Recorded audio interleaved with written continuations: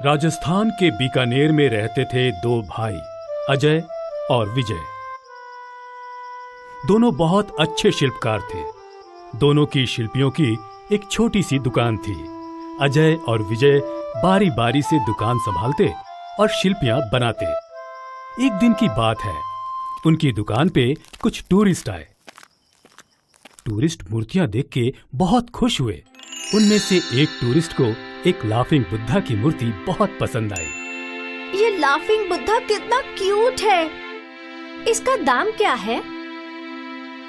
1 सिक्का। बस ठीक है, ये लो। वो लड़की एक सिक्का देकर मूर्ति लेती है और निकलने वाली होती है, पर फिर कुछ सोच के पूछती है, एक बात बताओ, तुम दोनों महीने भर में कितनी मूर्तियाँ बना लेते हो? लगभग 30। एक मूर्ति का 1 सिक्का, तो मतलब 30 मूर्तियों के बस 30 ही सिक्के। तुम दोनों अपनी कला का सही मूल्य नहीं लगा रहे हो। पर अगर हम मूर्तियाँ महंगे दाम में बेचेंगे तो यहाँ कोई खरीदेगा ही नहीं। तो तुम दोनों को मूर्तियाँ यहाँ से बाहर उदयपुर जैसे शहर में जाकर बेचनी चाहिए। तुम दोनों बहुत कमाओगे। ऐसा बोल वो टूरिस्ट लड़की वहाँ से चली गई। अजय और विजय अपने काम में मशरूफ हो गए, लेकिन उनके दिमाग में ज्यादा पैसे कमाने की बात घूम रही थी। विजय, क्या हमें उदयपुर जाके अपनी मूर्तियाँ बेचनी चाहिए? पता नहीं, मैं भी यही सोच रहा हूँ। हो सकता है कि हम सच में अमीर हो जाए अगर हम उदयपुर में मूर्तियाँ बेचें। हाँ, हो तो सकता है, पर उदयपुर पहुँचने के रास्ते में जैसलमेर का रेगिस्तान आता है। वो कैसे पार करेंगे? हम अपने साथ बहुत सारे पानी के घड़े और खाना ले जाएंगे तो रेगिस्तान आराम से पार हो जाएगा। ये भी ठीक है। फिर देर किस बात की, अगले सोमवार ही निकलते हैं। और जैसा अजय विजय ने सोचा, वो अगले सोमवार निकल पड़े बीकानेर से उदयपुर। बैलगाड़ी का रास्ता कुल 7 दिन का था। पहला सूरज डूबा और अब दोनों भाई रेगिस्तान पहुंच चुके थे। अब तक उनकी यात्रा बहुत सुखद थी। उन लोगों ने सूरज ढलते ही बैलगाड़ी को रोका और खाना खाने लगे। आज का दिन बहुत अच्छा कटा। हाँ भाई, और बहुत जल्द हम उदयपुर भी पहुंच जाएंगे। हाँ जरूर। अगले दिन सूरज के उगने के साथ फिर अजय विजय का सफर शुरू हुआ और सूर्यास्त के साथ खत्म। 4 दिनों तक उनका सफर एकदम सुखद था। आज 5वां दिन था। सूरज की तपती धूप थी और उनके पास पानी का सिर्फ एक घड़ा बचा था, जो अब तेजी से सूख रहा था। हमें जल्दी से पानी ढूंढना होगा, वरना हम रेगिस्तान की तेज धूप में झुलस जाएंगे। पर इस रेगिस्तान में पानी मिलेगा कहाँ? दोनों भाई यहाँ वहाँ पानी ढूंढने लगे। अगला दिन आया और अब बैलों ने भी चलने से इनकार कर दिया। अचानक अजय की नजर कुछ ही दूर ढलान के नीचे उगी हुई घास पे पड़ी। अजय चौंक गया। जरूर यहाँ पानी होगा, पर कैसे? ये देखो, यहाँ घास उगी है और घास बिना पानी के नहीं उग सकती। हाँ, तुमने सही कहा। चलो यहाँ गड्ढा खोदते हैं। दोनों भाई वहाँ गड्ढा खोदना शुरू करते हैं। धीरे धीरे गड्ढा गहरा होने लगा। अब सूरज सर पे आ गया था, पर अब तक पानी का कोई नामो निशान नहीं था। शायद हम गलत थे। यहाँ तो पानी की एक बूंद तक नहीं नजर आ रही। ऐसा नहीं हो सकता। हमें थोड़ी और कोशिश करनी चाहिए।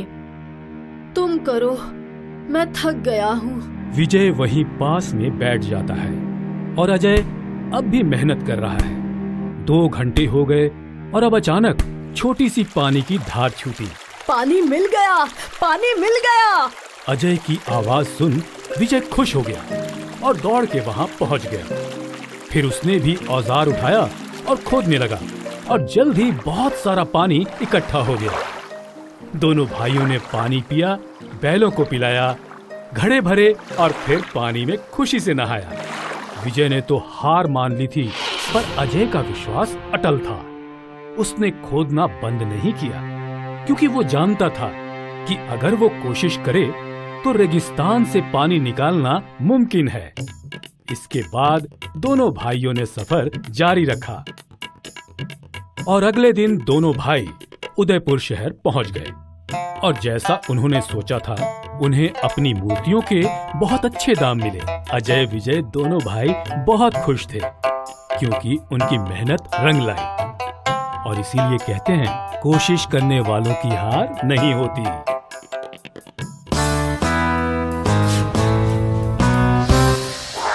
एक स्थान पर जनार्दन नाम का बनिया रहता था। धन की खोज में उसने परदेश जाने का विचार किया। मेरे पास कुछ विशेष संपत्ति तो है नहीं, केवल एक मन भारी लोहे की तराजू है।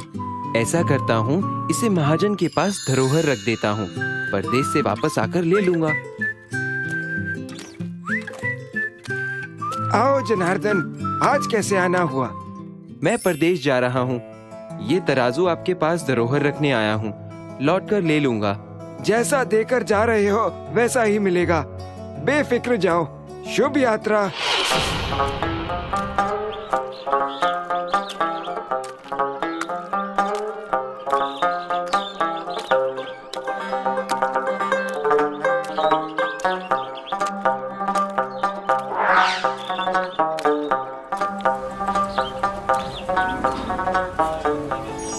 माधोपुर के मशहूर जुलाहे के हाथों से बना कपड़ा ले लो। भगवान की दया से इतना पैसा हो गया है कि अब मैं गांव वापस जाकर आराम से रह सकता हूँ।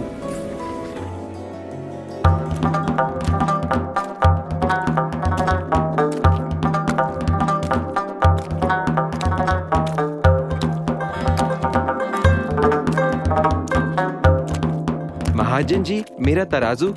तुम बहुत समय में लौटे। वो लोहे की तराजू तो चूहों ने खा ली। जनार्दन समझ गया कि वो उस तराजू को देना नहीं चाहता, किंतु अब उपाय कोई नहीं था।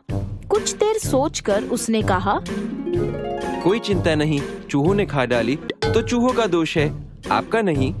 आप इसकी चिंता न करो। मैं नदी पर स्नान के लिए जा रहा हूँ। आप अपने पुत्र धनदेव को मेरे साथ भेज दो, वो भी नहा आएगा। हाँ, अच्छा विचार है। मैं अभी उसे बुलाता हूँ।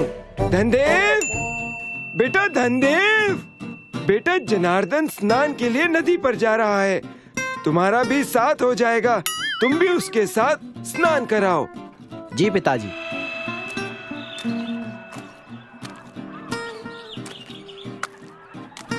यहाँ पास में एक गुफा है जिसमें शिव जी का मंदिर है। चलो वहाँ चलकर दर्शन कर लेते हैं। जैसी आपकी इच्छा। ये तुम क्या कर रहे हो? मुझे यहाँ से बाहर निकालो। मैं तुम्हारी शिकायत करूंगा, दंड दिलवाऊंगा। मेरे साथ ऐसा मजाक मत किया करो। निकालो मुझे यहाँ से, नहीं तो मैं खुद यहाँ से निकलकर तुम्हें सजा दूंगा। कितनी भी कोशिश कर ले, बचकर भाग नहीं पाएगा। न्याय तो होके ही रहेगा।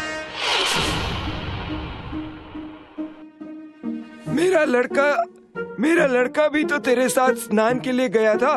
वो कहाँ है? उसे तो चील उठा के ले गई। ये कैसे हो सकता है? कभी चील भी इतने बड़े बच्चे को उठाकर ले जा सकती है क्या? अरे, यदि चील बच्चे को उठाकर नहीं ले जा सकती, तो चूहे भी एक मन भारी तराजू को नहीं खा सकते ना। तुझे बच्चा चाहिए तो तराजू निकाल कर दे।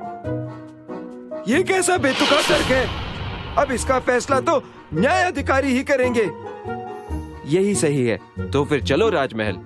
धर्माधिकारी जी, इस बनिए ने मेरा लड़का चुराया है। इसका लड़का इसे दे दो। महाराज, उसे तो चील उठा ले गई। क्या कभी चील भी बच्चे को उठा के ले जा सकती है?